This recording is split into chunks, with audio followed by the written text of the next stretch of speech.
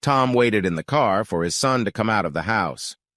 It was his weekend with the boy, and like most 5-year-olds, it took forever for the kid to get ready. In the past, Tom would have helped him get dressed and find his socks, which were scattered chaotically around the bedroom, plus his backpack, which would have been hidden behind a chair or in the closet. But the house belonged to his ex-wife's new husband, so Tom waited outside. Tom's ex, Randy, was probably chasing after Liam, trying to get ready to leave at the same time. The thought made Tom smile. She was always stressed under pressure, and when she was stressed, she lost her temper. "Be on time, please," Randy commanded. "This dinner is important to Hank. He has clients traveling from Asia. This meeting is crucial to his business." Tom remained silent during the phone lecture.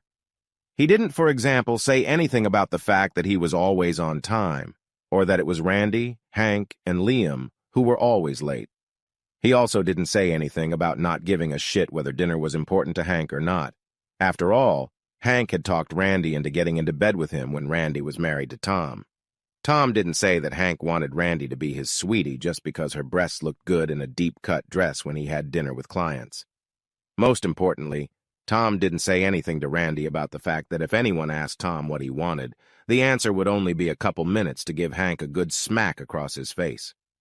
Tom even looked online and found a pair of waterproof work gloves that would keep the bloody giblets from escaping his hands as he tightened his gut around the bastard's throat.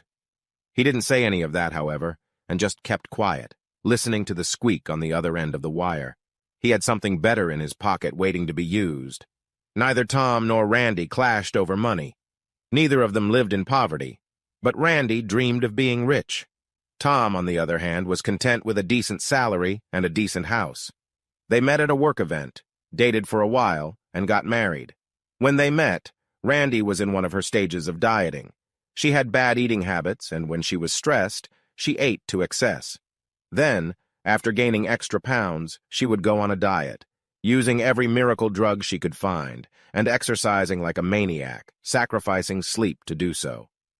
She would be thin for a while, but then bloated again. Her family tended to be predisposed to obesity, which was an added problem because they all suffered from severe hypertension. Randy went through the weight loss gain cycle 3 times while she and Tom were together. Hank had seduced her when she was in one of her skinny phases, and she seemed to have managed not to get fat for the past year and a half. Tom realized that her weight loss had to be his key to solving this case. However, he had let it slip past his ears. He only found out about it when Randy told him she was getting a divorce. Tom did everything he could to stall the divorce. He wasn't trying to save the marriage. He was trying to be an asshole. It was the only weapon he had. However, he did have a good lawyer, a guy who was a friend of a friend. He fought everything. He even demanded counseling. This offended Tom. He didn't want to talk to her. But the lawyer calmed him down, explaining that Randy wanted to talk to him even less than he wanted to talk to her, and that they could always withdraw the request. After all, Randy wanted to marry Hank, so she had an incentive to make things happen quickly. Tom's attorney filed motions challenging everything, scheduled a hearing, then rescheduled it, and then filed other motions. When it came time to contest the counseling motion, Tom's attorney withdrew the motion in court as promised, after Randy and Hank had spent time and money preparing. Finally, after months of arguing over everything, Randy wrote Tom a check and signed over all the joint property to him. She even paid Tom's lawyer. Since she didn't have any money of her own, it was obviously coming from Hank. Tom called it a victory. The divorce was finalized just a month ago. Shortly afterward, Randy and Hank were married. Tom had kept Liam with him while the happy couple went on their honeymoon. Now it was time. The final installment of payback, and this one didn't involve anyone's guts. The door opened and Liam ran down the steps and ran down the driveway. He didn't understand why he had to live in 2 houses, but he'd adjusted. Tom buckled him into his car seat with his seatbelt and gave him a tablet with a movie on it. Tom walked up to the house and knocked on the door. After a moment, Randy opened it, looking unhappy. "Well?" She was trying to put on her earrings, make sure her hair was perfect, send a text message to her new husband, and walk out the door in her little black dress and stiletto shoes all at the same time. "I have to share something with you," Tom announced with a smile. Randy always complained that his stories were long and boring.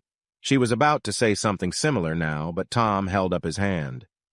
It was about the lottery. That stopped her. In spite of herself, she was interested. Randy's dream was to win the lottery, especially the giant ball. The prize amount had recently surpassed $2 billion, making it one of the largest in history, and the winning ticket had been sold in their neighborhood. The story was all over the news, but no one claimed the prize. An intrepid reporter even examined surveillance video from the store where the ticket was sold, but there was no way to tell who bought it. Now, unfortunately, the time to claim the prize has passed, so the money just went back into the prize pool. Some guy won $2 billion a few weeks later. Randy waited for Tom to tell the story, but instead of talking, he showed the ticket. Randy squinted to look at him. She was too vain to admit she needed glasses. "This is the winning ticket," Tom said, "with the $2 billion winnings they were talking about when we broke up." He held out the ticket to her. Surprise reflected on Randy's face. Yes, it was. It has now expired. Randy looked shocked and frantically drummed her fingers on her phone, obviously looking for the number on the lottery website.